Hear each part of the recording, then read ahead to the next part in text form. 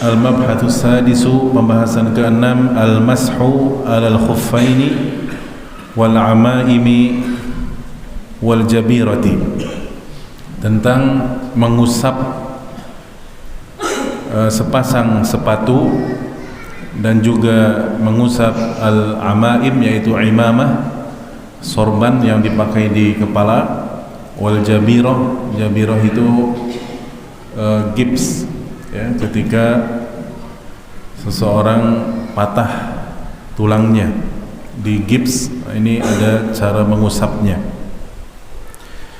Yang pertama atau bagian alif di sini, hukmul mashi 'alal khuffain, tentang hukum mengusap sepasang sepatu. Hukmul mashi 'alal khuffain masyru'un bil kitabi was sunnati wal ijma' atau wa ijma'i ahli sunnati. Ya, jadi mengusap sepasang sepatu itu disyariatkan berdasarkan Al-Quran dan sunnah dan ijma' ahli sunnah wal jamaah. Bahkan ini salah satu ciri ahli sunnah, bahkan dimuat di kitab-kitab akidah, ya. Karena ini yang membedakan antara ahlu sunnah dengan ahlul bid'ah, ya. Terkhusus Syiah atau Rafidah itu mengingkari mengusap, ya, pada sepasang sepatu. Berdasarkan firman Allah Subhanahu wa taala di surat Al-Maidah ayat yang ke-6, wamsahu biru'usikum wa arjulikum, dengan kasrah, ya, ilal ka'bain. Aslinya kalau qiraat jumhur, qiraat yang biasa kita baca dan yang tertulis di mushaf, wamsahu biru'usikum wa arjulakum ilal ka'bain, karena arjulakum di situ kembalinya kepada faghsilu wujuhakum wa aydiyakum ilal marafiqi wamsahu biru'usikum wa arjulakum, maksudnya faghsilu arjulakum. Jadi kaki itu kalau tidak pakai sepatu dan tidak pakai kaos kaki, maka kewajibannya adalah ketika berwudu dicuci, bukan diusap. Akan tetapi ketika dia dipakaikan, ya, sepasang kaki kita dipakaikan khuf, sepasang sepatu atau jawrabain, yaitu sepasang kaos kaki, maka dia boleh diusap, ya. Berbeda dengan orang-orang Rafidah atau Syiah yang mereka justru ketika tidak pakai apa-apa, kaki itu malah diusap, bukan dicuci, ya. Jadi di sini dalilnya surat Al-Maidah ayat yang ke-6, ala qiraatil jar, ya, kalau kita membacanya dengan kasrah, dengan majrur, jadi dia ma'tuf ke ru'usikum, ya. Amma qira'atun nasbi, adapun kalau dibaca secara mansub seperti yang tertulis di mushaf Al-Qur'anul Karim, itu fatuhmalu ala ghaslir rijlainil makshufatain. Itu maksudnya adalah wajib mencuci kaki ketika kaki tidak dipakaikan apa-apa, ya, maka kewajibannya adalah dicuci, bukan diusap. Itu dalil dari Al-Quran. Amma sunnah, adapun dalil dari hadis atau dari sunnah, faqad tawataratil ahaditsu bidzalika 'anil nabiy sallallahu alaihi wasallam, ya, maka sungguh hadis-hadisnya mutawatirah dari Nabi sallallahu alaihi wasallam, mutawatir. Dan hadis mutawatir itu hadis yang tidak perlu ditanyakan kesahihannya, itu sudah pasti sahih, karena hadis ditinjau dari sisi sampainya kepada kita, banyak sedikitnya jalur-jalur sampai akhirnya sampai kepada kita, itu terbagi menjadi dua. Yang pertama adalah hadis mutawatir, dan yang kedua adalah hadis ahad, ya. Dan hadis mutawatir sudah tidak perlu diperdebatkan, itu pasti sahih, saking banyaknya jalur-jalur periwayatan di setiap generasinya, dari mulai generasi sahabat, turun ke generasi tabi'in, tentu makin banyak lagi ke generasi tabi'ut tabi'in sampai kepada para imam ahli hadis yang mengeluarkan hadis tersebut di kitab-kitab hadis mereka. Jadi ini hadisnya mutawatir, hadis-hadis tentang hukum al-masih 'alal khuffain. Qala al-Imam Ahmad rahimahullahu taala, Al-Imam Ahmad rahimahullahu taala mengatakan, laisa fi qalbi minal mashi syai'un, ya, tidak ada sedikit pun, maksudnya keraguan dalam hatiku tentang masalah hukum mengusap, ya, pada sepasang sepatu itu ketika sudah dipakaikan di kaki.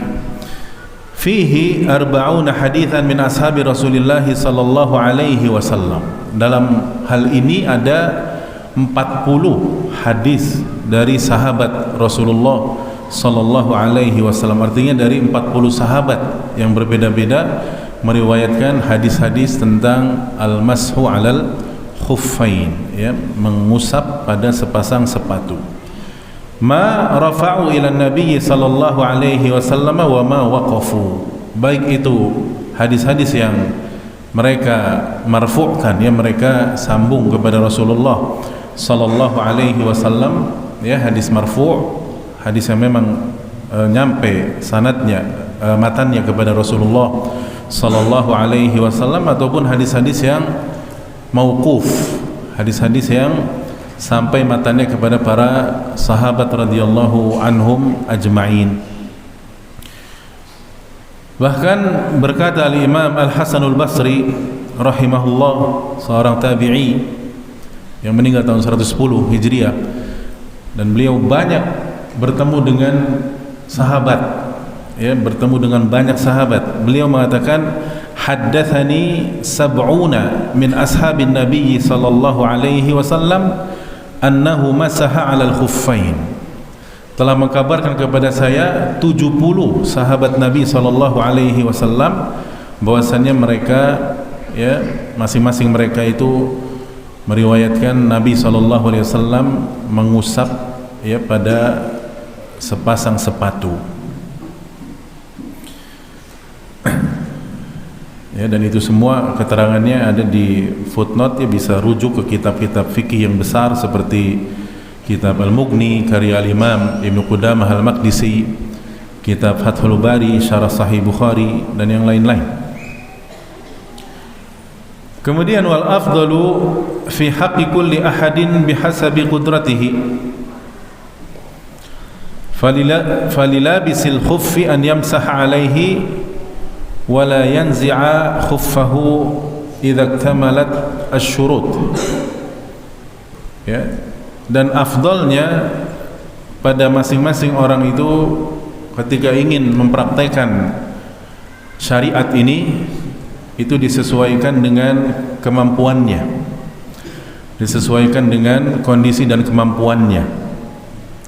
Maka orang yang memakai khuf, ya, dia disyariatkan, dibolehkan untuk mengusap pada bagian atas khufnya. Nanti ada tata cara mengusapnya, ya, nanti akan dijelaskan, ada di satu subbahasan tersendiri setelah ini. Wala yanzi'u khuffahu, dan dia tidak melepas khufnya, ya, idza iktamalatis syurut, apabila syarat-syaratnya terpenuhi. Iqtidaan bin Nabi sallallahu alaihi wasallam wa ashabihi radhiyallahu anhum, dan ini tentu mencontoh Nabi sallallahu alaihi wasallam dan mencontoh para sahabat radhiyallahu anhum ajma'in. Waliman qadamahu makshufatani al-ghuslu, namun bagi orang yang tidak pakai khuf, artinya memang tidak dalam kondisi pakai khuf, baik dalam kondisi safar ataupun yang lainnya, dia tidak pakai khuf. Jadi kondisinya mukim, biasanya tidak pakai khuf, itu haknya adalah bagi dia adalah ghusl, mencuci kakinya ketika berwudu. Wala yataharra lubsahu, ya, liyamsaha alaihi, dan dia tidak perlu, maksudnya mempraktekkan hal ini ya, karena ingin mengusap khufnya kalau memang tidak dibutuhkan. Jadi misalkan sehari-harinya di rumah, ya tidak perlu dia pakai khuf terus untuk mengusap, ya, dengan niat untuk mengusap sepasang sepatunya itu, karena ini adalah rukhsah. Berdasarkan hadis Abdullah bin Umar radhiyallahu taala anhuma dari Nabi sallallahu alaihi wasallam, annahu qala, ya, bahwasanya Nabi sallallahu alaihi wasallam bersabda, innallaha yuhibbu an tu'ta rukhasuhu kama yakrahu an tu'ta ma'siyatuh. Sesungguhnya Allah Subhanahu wa taala suka apabila rukhsah-rukhsahnya itu dikerjakan, ya, oleh kaum muslimin, sebagaimana Allah benci apabila maksiatnya dikerjakan juga oleh kaum muslimin. Jadi ini rukhsah, babnya adalah rukhsah, ya, untuk keringanan kaum muslimin. Wa fi hadits Ibnu Mas'ud wa Aisyah radhiyallahu anhuma, dan juga berdasarkan hadis Abdullah bin Mas'ud dan Aisyah radhiyallahu taala anhuma, ya, Nabi sallallahu alaihi wasallam bersabda, innallaha yuhibbu an tuqbala rukhasuhu kama yuhibbu an tu'ta azaimuhu. Sesungguhnya Allah Subhanahu wa taala suka apabila rukhsah-rukhsahnya itu diterima, ya, oleh kita, ya, makhluknya, umat Nabi Muhammad sallallahu alaihi wasallam, sebagaimana Allah suka apabila azaim itu faraid, ya, perintah-perintah yang fardu dikerjakan oleh umatnya.